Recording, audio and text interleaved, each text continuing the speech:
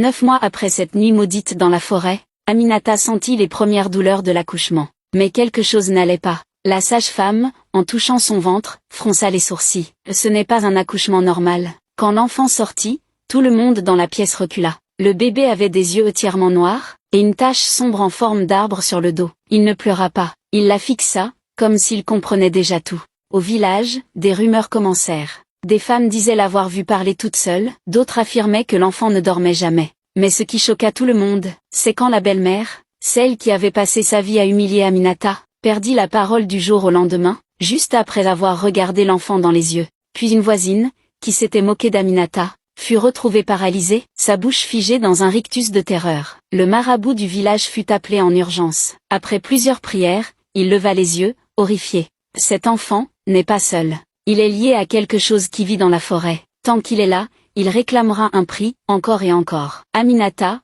en larmes, supplia. Mais, je voulais juste être mère. Le marabout répondit froidement. Tu le es devenu. Mais pas d'un enfant.